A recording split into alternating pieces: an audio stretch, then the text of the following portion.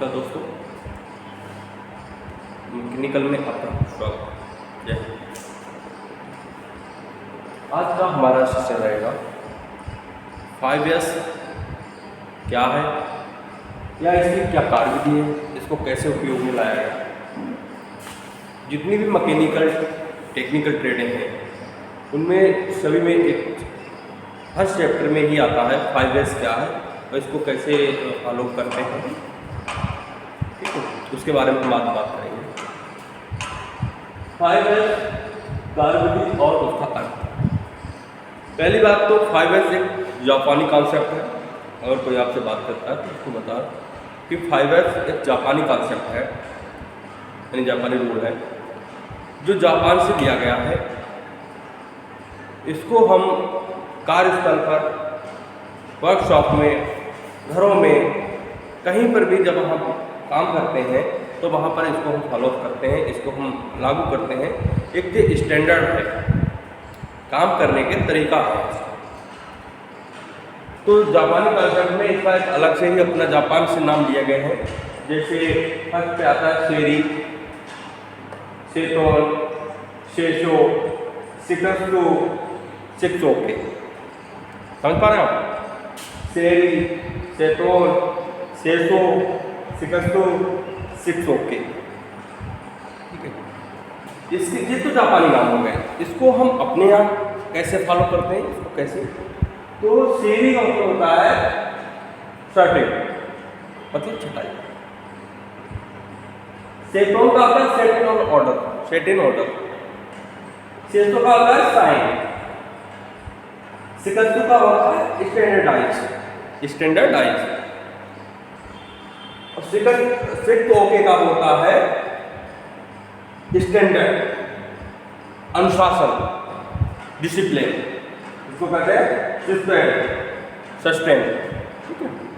Sustain को कैसे किया गया है इसको, अब इसका हिंदी में आ जाएगा। इसको वर्गीकृत बताया गया है कि छटाई करना, सुव्यवस्थित करना, स्वच्छता करना, यानी सफाई करना, मानकीकरण करना, सुअनुशासन करना। कहीं पर आप वर्कशॉप में काम करने जाते हैं तो वहाँ पर एक मल्टी पार्ट्स, मल्टी टूल्स या कोई भी चीज़ है सब एक में ही पड़ा रहता है। उसको मतलब खोजने में बहुत प्रॉब्लम होती है। तो उसका एक नियम है 5S, मतलब 5S से उसे डिवाइडेड किया गया है। कैसे? तो सबसे पहले उसको क्या करेंगे, हम छटाई करेंगे। उनमें से जो चीज़ें हमारे काम की नहीं है अभी या साइड से रखना है, उसको अभी ज़रूरत नहीं है तो उसको हम साइड से कर देंगे, उसको छटाई कर देंगे। ये हमारा कौन सा हो गया? फर्स्ट S हो गया। सेकेंड S में क्या करेंगे, हम सुव्यवस्थित करेंगे। जैसे किसी चीज़ की लोकेशन दी है कि हमें ये बाइक वहाँ पर खड़ी करनी है तो हम बाइक वहीं पर खड़ी करेंगे। हमें मार्कर यहाँ पर रखना है तो हम यहीं पर रखेंगे, ठीक है। हर चीज़ का एक स्टैंडर्ड होता है, रखने का लोकेशन होती है। उस लोकेशन पे आप जब भी काम बाहर करेंगे, किस कंपनी में करेंगे, प्राइवेट सेक्टर में, गवर्नमेंट सेक्टर में, तो उसका एक स्टैंडर्ड होता है, मतलब कि जगह पर उसकी लोकेशन होती है। उस लोकेशन पे उसको हम रखेंगे जिससे हम एकदम अचानक से भी किसी को बता भी सकें और खुद भी जा सकें कि हाँ ये चीज़ हमारी वहाँ पर रखी हुई है। समझ पा रहे हैं? ये तो हो गया है हमारा सेकेंड, सुव्यवस्थित करना, मतलब व्यवस्था, सुव्यवस्थित करना। फिर है स्वच्छता। जब आपने व्यवस्थित कर दिया, आपने छटाई कर दी, अब उस पर धूल मिट्टी जमी हुई है, बड़ा डस्टेड है, तो उसको क्या करेंगे, हम साफ सफाई करेंगे, मतलब साइन करेंगे, चमकाएंगे करके। साफ सफाई हो गई। अब हम इसको साफ सफाई में कर दिया। ये हमारा तीसरा हो गया 3S। फोर्थ S है स्टैंडर्डाइज।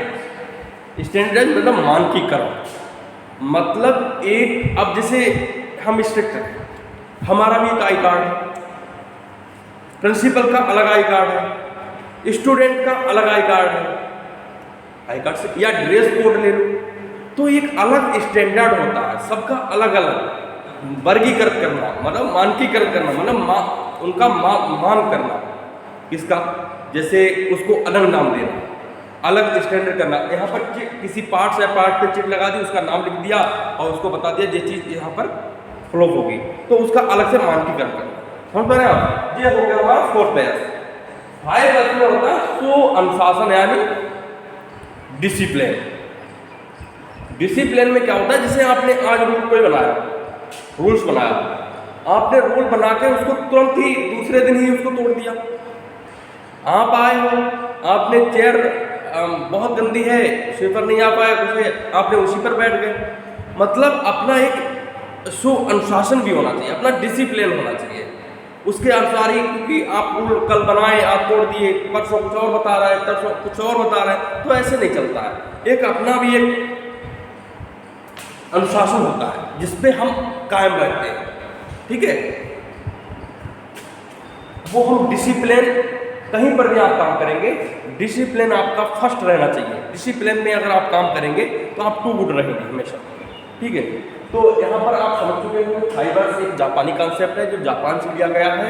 इसको हम कहीं पर भी कार प्लेस पे या घरों में, फैमिली में, किसी पे हम इसको यूज़ कर सकते हैं और इसको फॉलो करते हैं।